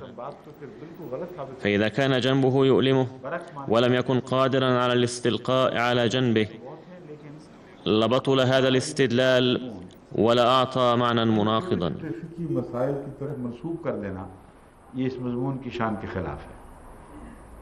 फिर ये बहस उठाई गई है कि और ये किसी हद तक दुरुस्त है। فهناك جوانب دقيقة كثيرة، ولكن حصر هذا المضمون العظيم في المسائل الفقهية البسيطة لا يليق بعظمته. ثم أثير بحث آخر ولا ندري مدى صحته، حيث يقول الإمام الرازي بأنه عندما يريد الإنسان التفكر والتدبر يتعذر عليه فعل ذلك مستلقيا على ظهره، لذا فإنه يتدبر مستلقيا على جنبه، لأن الإنسان ينعس سريعا إذا استلقى على ظهره ولا ينعس عند الاستلقاء على الجنب. ولكن هذا ليس صحيحا أبدا، لأن معظم الناس يستلقون على الجانب عادة ويلجؤون إلى النوم أيضا مستلقين على الجانب، ولا ينام الناس مستلقين على الظهر إلا نادرا. أما الأولاد الصغار الحديثو الولادة فيكرهون على ذلك لتقويم رؤوسهم فينامون في هذه الحالة مضطرين، ولكنهم مع ذلك يسعون كثيرا للقلب على جانبهم. وثابت من النبي صلى الله عليه وسلم بكل وضوح أنه كان يستلقي على جانبه ولا سيما على جانبه الأيمن سواء عند النوم أم الاستراحة.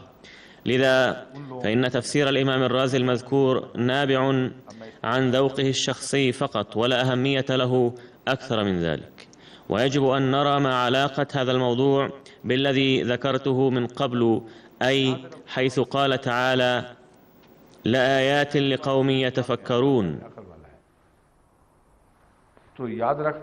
يقول الله تعالى إن في خلق السماوات والأرض واختلاف الليل والنهار لآيات لأولي الألباب. سيأتي موضوع الذكر فيما بعد، وسيأتي قبله موضوع يتعلق بالعقل، فيقول الله تعالى اعلموا جيدا أن حالات الأمم لا تتغير تلقائيا، بل إن للأقوام دخلا كبيرا فيها، وكذلك لأعمالهم وسيرتهم وعزائمهم. إن الله لا يغير ما بقوم حتى يغيروا ما بأنفسهم، فالكون الذي ترونه وترون اختلاف الليل والنهار وتزعمون أنه يحدث تلقائيا، ولكن يجب أن تتفكروا فيه ولا تظنوه الأمر هينا، ولا تزعموا أن مقادير الأمم ستتغير تلقائيا. لذا عليكم أن تتفكروا وتتدبروا وتستفيدوا من آياتنا.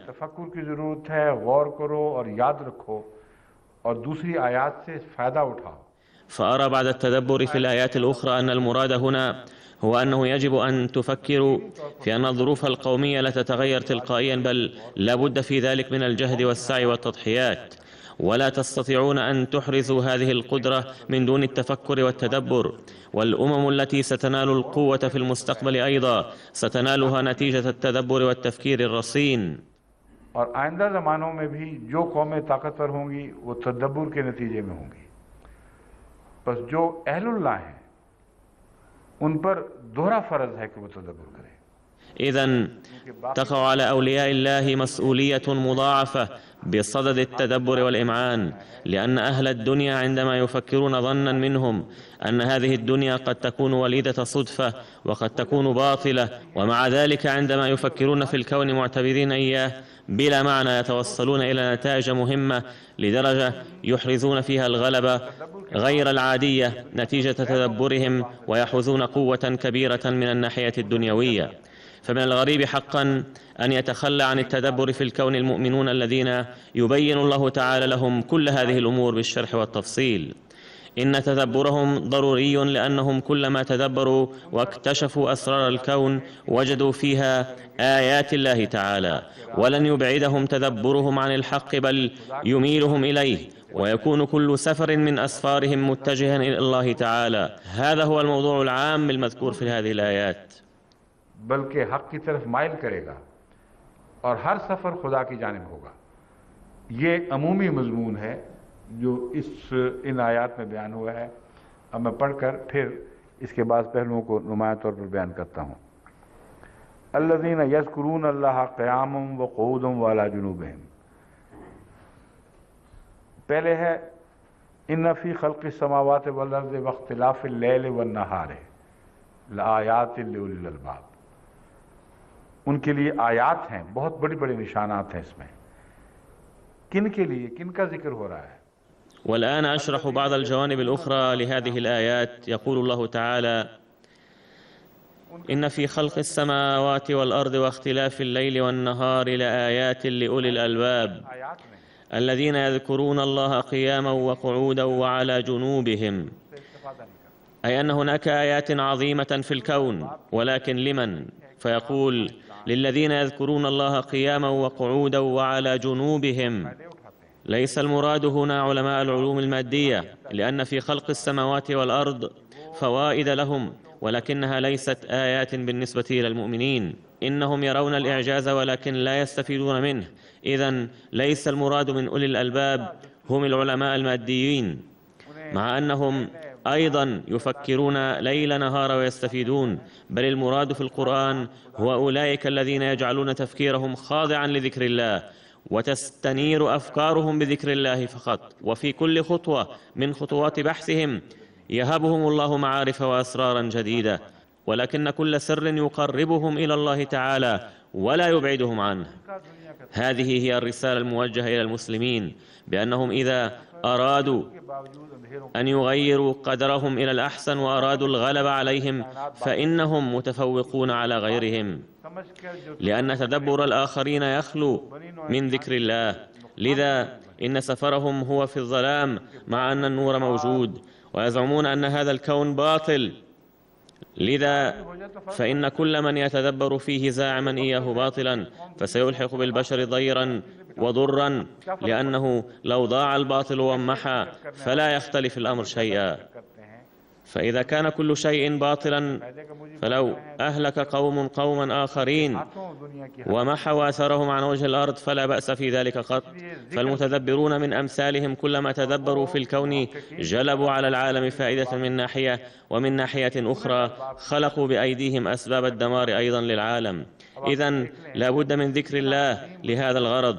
أما هؤلاء فهم يمكن أن يسموا مستكشفين، ولكن لا يسمون أولي الألباب. إن شرط كون المرء من أولي الألباب هو ذكر الله. انظروا الآن كم هو عظيم هذا المضمون الذي يثبته تاريخ العالم كله بكل دقة. لقد كان هناك علماء كبار وقد اكتشفت اكتشافات عظيمة، ولكن كلها كانت ضمن إطار مادي، إذ لم تقرب تلك الاكتشافات أهلها من الله تعالى، بل كانت كل خطوة من خطواتهم بعيدة عن الله وخطيرة دائما. لقد استخدمت هذه الاكتشافات لفائدة الناس إلى وقت معين، ولكنها أسفرت فيما بعد عن نتائج خطيرة جدا، حتى كانت سببا لأنواع الهلاك كلها. لولا هذه الاكتشافات لما حلت بالعالم أنواع الدمار غير العادية التي ما كان الإنسان أن يتصورها قبلها. وهذا التحذير موجود في كلمة باطلا، فإنكم لستم أولي الألباب، هؤلاء الذين يذكرهم القرآن، أي لا علاقة لعقولكم بذكر الله، فأنتم لا محالة هالكون، لأنكم سترون الباطل في كل حدب وصوب، والباطل نتيجته الفساد. इन तरक्कियात से जरूर फसादात फैलेंगे, बने नौ इंसान की हलाकत के समान होंगे. فمن معاني الباطل الفساد، لذا إن هذه الترقيات سوف تؤدي إلى انتشار الفساد وإلى هلاك البشرية حتما. هذه الأمور البالية لن تدوم، ومثلها كمثل قماش بال إذا رتقته من مكان تمزق من مكان آخر. كذلك إن هذه الترقيات تجعل فوائدها بالية، وإن فسادها الداخلي وكيفيتها الداخلية يجلبان الهلاك على العالم بين حين وآخر. وهذا تيار سلبي في الموضوع، وهو جار جنبا إلى جنب باستمرار، لذا كان لابد من معالجة هذا الأمر. إن المتدبرين في الكون والذين يذكرون الله من المسلمين قد تعلموا هذا الدرس منذ البداية، وظل العلماء المسلمون يتدبرون القرآن واضعين هذا المضمون في الاعتبار إلى فترة طويلة، وظلوا يتدبرون الكون في ضوء القرآن الكريم، وازدادوا إيمانا نتيجة ذلك، ولم تتغلب عليهم الدنيا ومغرياتها. अल्लाह ताला की कायनात पर भी गौर करते रहे और उनके गौर के नतीजे में ईमान तरक्की किया है और मादा परस्ती उन पर गालिब नहीं आई। बड़े बड़े मुफक्किरीन पैदा हुए, बड़े बड़े साइंसदान पैदा हुए, मगर वो दीनदार रहे और उनके साइंसी मुशाहदात ने उनको बेदीन न बनाया। لقد كان فيهم مفكرون كبار وعلماء كبار وكانوا ملتزمين الدين، والتجارب العلمية لم تدفعهم إلى الإلحاد، ولكن عندما تخلى تدبرهم عن ذكر الله أسفر ذلك عن أضرار فادحة ولا يزال يسفر عنها. هذا ما أشير إليه في هذه الآيات. उस गौर को जिक्र इलाही से काटने में सबसे ज्यादा जालिमाना किरदार। وقد لعبت الكنيسة في الأيام الراهنة أخطر دور في فصل التدبر عن ذكر الله، لأنها قالت بأن الحقائق التي تقدمونها تكذب الكتاب المقدس وتناقضه.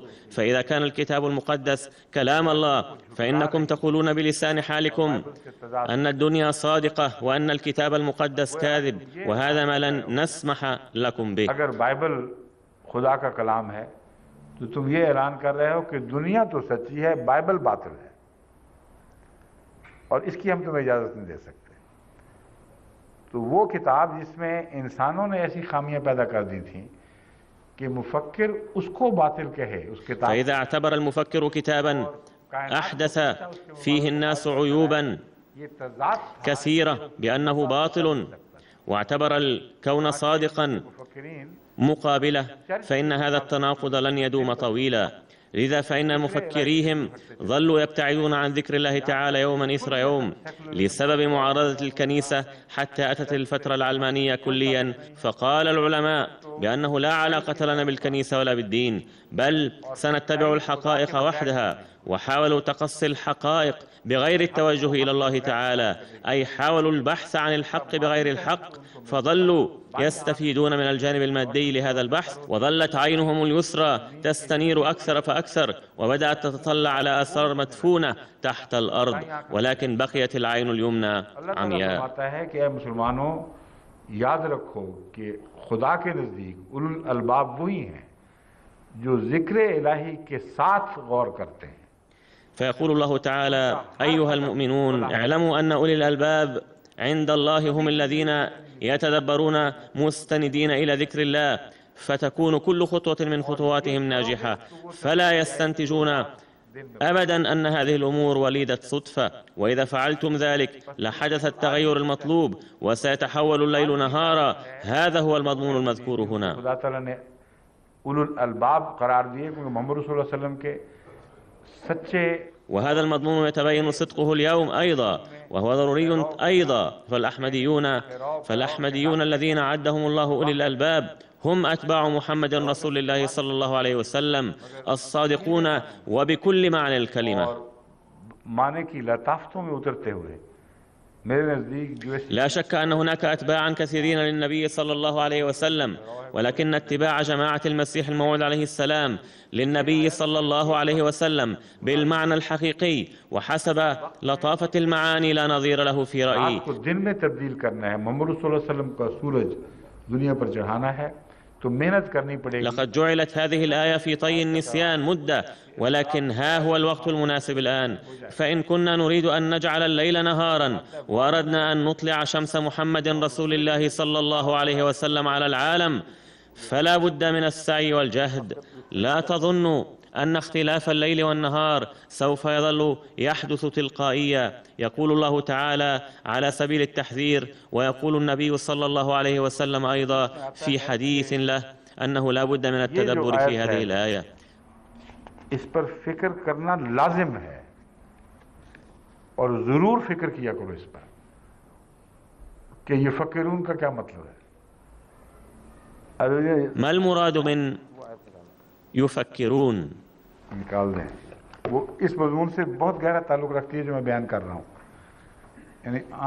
نتطرق الآن إلى هذه الآية التي لها علاقة متينة بالموضوع الذي أتحدث فيه، أي أن النبي صلى الله عليه وسلم ما كان يحسب هذه الأمور ذات متعة عابرة وآنية، بمعنى أن استيقظ ليلا مثلا وأجال النظر واكتفى بالاستمتاع بالمشهد. هذه المتعة يستمتع بها الجميع، فالجميع يستمتعون بالليلة المقمرة، ولكنهم ليسوا للألباب ولا يذكرون الله وليسوا ذكرا متجسدا. ولكن عندما يستمتع بها النبي صلى الله عليه وسلم يوجه إلى القوم رسالة أن هناك أمورا كثيرة جديرة بالتدبر، فإن لم تتدبروها لما أديتم حق الآية وحق فهمها، وبالتالي لن تستفيدوا منها. ये तो एक तो हदीस ही और है कि ला इबादत का तफक्कुर है, उसकी तरफ मुराद नहीं कर रहा. وهناك نصيحة أخرى بصدد هذه الآية، وهي أن عليكم أن تتدبروا. हिदायत है कि फिक्र किया करो. वो बड़े दिलचस्प एक बहुत ही प्यारा फ़िक्रा है जिसमें बहुत से मतलब आते हैं. هذه الفقرة جميلة جدا وتتضمن مفاهيم كثيرة. فهناك حديث مرفوع إلى النبي صلى الله عليه وسلم برواية عائشة رضي الله عنها أنها تروي عن النبي صلى الله عليه وسلم قوله मरफू है, आप तक पहुंचती है और आगे रसूलुल्लाह सल्लल्लाहु अलैहि वसल्लम तक पहुंचाती है. आपने फरमाया वैलुल, यानी अगरचे ये नहीं फरमाया कि क़ाला, ويل لمن قرأ هذه الآية ولم يتفكر فيها. लाज़िमन रसूलुल्लाह सल्लल्लाहु अलैहि वसल्लम का इरशाद करदा बयान फरमा रही हैं. वैलुल लिमन क़रा हाज़िहिल आयता व लम यतफक्कर फ़ीहा. ما أجمل هذا الكلام. لا يكفي القول يتفكرون، بل التفكر سيبدأ من هذه الآية بداية. فقال صلى الله عليه وسلم ويل لمن يقرأ هذه الآية ولا يتفكر فيها، فالذي لا يتفكر فيها فأنى له أن يتفكر في غيرها. सबसे पहले इस आयत से शुरू होगा और हलाक हो गया वो शख्स जो आयत तो पढ़ता है मगर इस आयत पर भी गौर नहीं करता, उससे बाकी आयत पर क्या गौर करना है. तो फिक्र का क्या माना है और उससे क्या नताइज निकलेंगे, ये बहुत बड़ा अजीम खुशखबरी का. ولكن ما معنى التفكير وما هي نتائجه؟ هذه بشارة عظيمة قد أعطيت في الآية السابقة بصورة واضحة تماما. والآيات الأخرى كلها التي تشرح هذا المضمون وتتضمن أيضا الرسالة نفسها. هناك رواية أخرى أيضا بصدد الشكر لم يذكر فيها النبي صلى الله عليه وسلم هذه الآية وحدها، بل ذكر هذه الآيات كلها وقال ما معناه بأنني مثقل بمنن الله تعالى وقد وجب علي أن أشكره. إذن يمكن أداء حق الشكر من خلال التفكر كما قلت من قبل. और जैसा कि मैंने बयान किया है, इस तफक्कुर के मुतालिक मैं मुख्तसर, अब ज़्यादा वक्त नहीं मगर मैं मुख्तसर एक दो बातें बयान करना चाहता हूँ।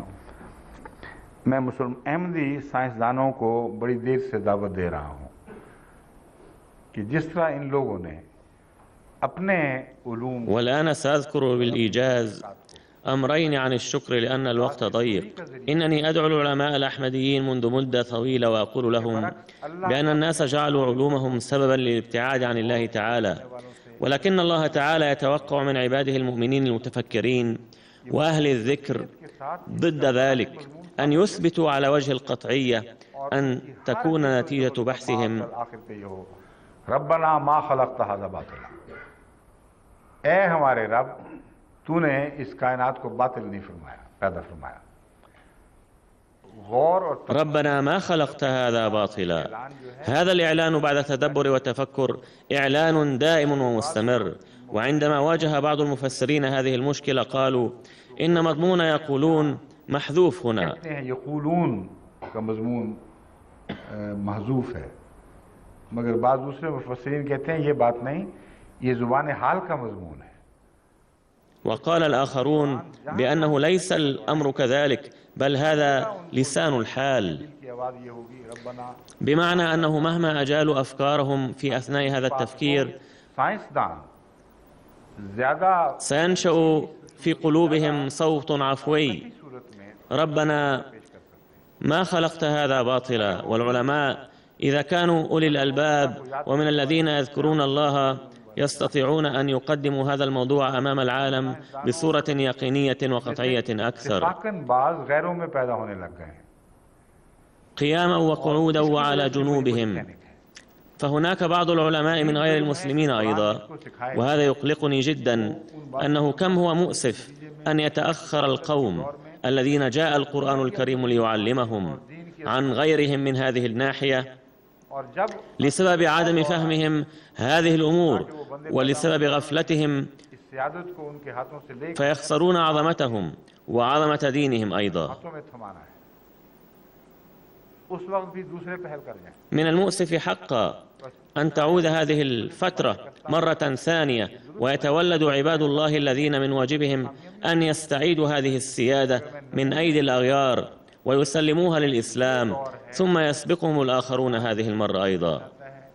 عندما أتحدث عن الأمور العلمية المختلفة قد تكون فيها بعض النقائص أيضا، لأنني لست عالما، ولكني أريد أن أحثكم على أن الذي يريد أن يخدم القرآن الكريم في هذا العصر يجب عليه أن يدرس العلوم في ضوء القرآن الكريم، لأن هذا الموضوع مشترك بينهما. وإنني أركز على هذا الموضوع منذ فترة طويلة، حين عينني الخليفة الثالث رحمه الله في حياته مسؤولا عن شؤون الطلاب لفترة طويلة، مع أنني ما كنت أشغل منصب ناظر التعليم، ولكن حضرته جعلني مشرفا على اتحاد الطلاب. فكنت أقول دائما لزملاء الطلاب وأناشدهم بالله أن يحدثوا انقلابا في نهج تفكيرهم، وكنت أقول لهم اعلموا أن كل مادة تدرسونها خادمة للقرآن، وكنت أخبرهم مشيرا إلى هذه الآيات بأن الله تعالى قد أكد لكم ذلك، والذين ما كانوا متأكدين فيما إذا كان كل ذلك باطلا أم لا عندما فكروا في الكون لم يجدوه باطلا، ولكن نتائج بحوثهم وصلت إلى حدود مادية وتوقفت عندها. يقول القرآن الكريم بأنكم لو تقصيتم الأمور لظهرت هذه النتيجة بقوة أكبر من الناحية الروحانية، فلماذا لا تربطون بينهما؟ واليوم أعيد هذه الرسالة بأنكم إن لم تتفكروا في هذه الآية ولم تتوصلوا إلى النتيجة التي أضعها أمامكم بصورة بينة لكنتم من الهالكين. كما قال النبي صلى الله عليه وسلم: ويل لمن لم يستفد منها. علينا أن نغير أقدار العالم ليس من الناحية الروحانية فحسب، بل من الناحية الدنيوية أيضا، وعلينا أن نصوب اتجاه العلوم إلى الله تعالى ونثبت على وجه القطعية أن كل إصبع تشير إلى الله تعالى. ولفهم هذا الموضوع يجب أن تقرأوا قصيدة المسيح الموعود عليه السلام التي نظمها بالأردية، حيث يقول فيها: إن عين كل جميل منتشية بحبك وتري وجهك، وإن كل خصلة شعر تشير إليك، لقد أودعت خواص عجيبة في كل ذرة من ذرات العالم، فمن يستطيع أن يقرأ أسرار الكون كلها؟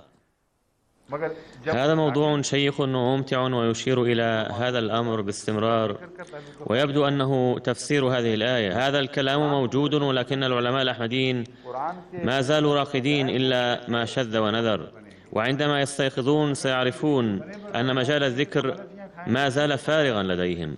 القرآن ذكر متجسد، كيف يمكنهم أن يكونوا أهل الذكر من دون الرجوع إلى القرآن؟ وإذا تدبروا في هذه الأمور من دون أن يكونوا أهل الذكر لوقعوا في أخطاء كثيرة وتعثروا مرة بعد أخرى. لذا من واجبهم أن يحصلوا على علم القرآن، وإلى جانب ذلك أن يخلقوا حب الله في القلوب ويذكروه تعالى، عندها ستخرج نتائج سليمة. والعلماء الذين يسعون بدون ذلك ويرسلون إلي حصيلة بحوثهم أجد فيها هذا النقص والعيب فقط، لأنه ليس لديهم علم القرآن، ولكنهم يحاولون أن يقوموا بالخدمة فيقعون في أخطاء عند الربط. فمن واجب الطلاب الأحمديين أن يتحصلوا على علم القرآن إلى جانب بحوثهم، ويتدبروا بدقة وعمق في آيات القرآن الكريم التي يظنون أنها تتعلق بالكون. عندئذ سوف يجدون نعما كثيرة بفضل الله تعالى. كنت منذ عنفوان شبابي أضع في القرآن الكريم علامات تحت مثل هذه الآيات، أو كنت أطوي الصفحات، لأن التوقف عن المطالعة من أجل كتابة رؤوس الأقلام لا ينسجم مع طبيعتي، لأن ذلك يقطع تسلسل المطالعة ويفقد متعتها، ومثله كمثل ظامئ يشرب الماء دفعة واحدة من دون أن يقطع عملية الشرب، وإذا انقطعت عملية الشرب مرة زالت المتعة. لذا كنت أضع العلامات في القرآن الكريم هنا وهناك، ولكن تلك العلامات صارت لافتات لي في المراحل المستقبلية، لأنني كلما درست الأمور العلمية فيما بعد في ضوء القرآن أرشدتني إلى طريق صحيح دائما، ولم أجد ولا مرة واحدة ما يناقض ذلك. لذا عليكم أن تدرسوا القرآن الكريم وتسترشدوه أولا وقبل كل شيء، ثم اربطوا هذه المضامين ببحوثكم وبحوث الآخرين في دائرة علومكم، ثم أخبروني بحصيلة تحقيقكم. को जो दुनिया ने की है और आप भी कर रहे हैं, उन मज़ामीन का ताल्लुक बांधें और बताएं कि ये रोशनी पड़ती है। इस ज़मीन में वक्फ का لقد بدأت رسائل لنذر الحياة لهذا الغرض تصلني بعد أن ذكرت فراعنة مصر، وقلت بأني أرغب في أن يكون هناك فريق من الواقفين الجدد ليكونوا متخصصين في فروع العلم المختلفة لكي نسيطر على كل هذه العلوم قبل أن نصل إلى منتصف هذا القرن. وهذه السيطرة ممكنة لنا، والحق أن المسلمين الآخرين لم يسعوا في هذا المجال، ولا يوجد فيهم من يستطيعون أن يقدموا تضحيات وينذروا حياتهم لهذا الغرض غاضين الطرف عن منافع دنيوية. जो अपनी सारी जिंदगियां दीन की खातिर वक्फ करें और दुनियावी फवायद से आंखें फेर लें या मुंह फेर लें। बस मैं इसको फिर तकरार कहता हूं, जिन लोगों को आपने ये उलूम सिखाने हैं, आफ्ताब खान साहब आप कुछ चुप गए इस मौके पर, सामने आ जाएं। فأكرر وأقول للسيد آفتاب أحمد خان أمير الجماعة في بريطانيا حينذاك بأن عليكم أن تدبروا لهم تعليم القرآن الكريم. جميع المحققين الذين ستعلمونهم لغات مختلفة أو علوما تتعلق بحضارات قديمة وتصلونهم بالعلماء لا بد من تعليمهم القرآن الكريم تحت نظام الجماعة، ويجب أن يكون هذا التعليم عميقا لا يقتصر على ترجمة معاني القرآن فقط، ولا بد أن تعلموهم علم الصرف والنحو والقواعد العربية، وإلا إذا أفلتت من النظر أمور بسيطة تتعلق بالقواعد فإن ذلك يؤثر في الترجمة. لذا يجب أن تعلموهم قواعد اللغة العربية وتفسير القرآن الذي قامت به الجماعة، ولكن المهم في الموضوع أن يتبعوا القرآن الكريم بصورة قطعية، وأن اتباع التفاسير ليس ضروريا، إذ يمكن أن يصدر الخطأ من أي مفسر مهما كان كبيرا. أما اتباع ما قلته أنا أو ما قاله الخليفة الثاني أو الأول فذلك يؤدي إلى التقليد. لا شك أن تقليد الأبرار محمود، ولكن التقليد في التحقيق لا يمكن دائما، بل قد يخطو المرء في اتجاه آخر أيضا. وهذا هو مقتضى التقوى، بأنكم إذا كنتم تريدون الهداية فلا بد أن تسيروا إلى حيث تشير إصبع الصدق والحق، مفوضين أمر الآخرين إلى الله. لا شك أنهم أتقياء، ولكن إذا صدر منهم خطأ إنساني فإنهم ليسوا مسؤولين عنه. अगर उनसे कोई तकवा की हालत में कोई बशरी गलती हुई है तो आप उसके देनदार ही नहीं है। أما أنتم فيجب ألا تتركوا التقوى تفلت من أيديكم، بل توجهوا إلى حيث يشير الصدق والحق. ذلك الكتاب لا ريب فيه هدى للمتقين. وفي هذه الحالة يعدكم القرآن الكريم ذلك الكتاب لا ريب فيه هدى للمتقين، أي إذا طالعتم هذا الكتاب بالتقوى فإننا نعلن لكم أنه سوف يرشدكم إلى الهداية حتما.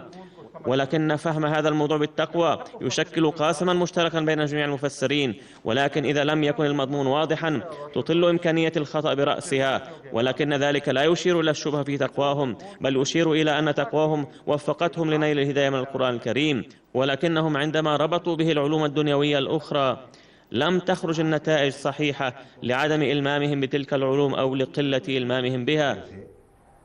उन पर उनसे लाइल्मी के नतीजे में या निस्बतन कम इल्म के नतीजे में जब कोरिलेशनशिप هذا يمكن أن يحدث مع وجود التقوى أيضا. إن مقتضى التقوى هو أن تستنتج من الحقائق المتاحة ما تشير إليه تلك الحقائق، وإذا تغيرت الحقائق سوف تهديكم التقوى إلى طرق أخرى. التقوى هي الأصل الذي لا بد من التمسك به.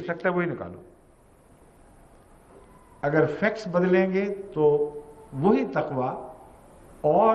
لذا إذا حدث اصطدام مؤقت بينكم وبين حقيقة ما فهذا أمر معفي عنه، لأن الاستنتاج لابد أن يكون على التقوى ونظرا إلى الحقائق الموجودة أمامكم.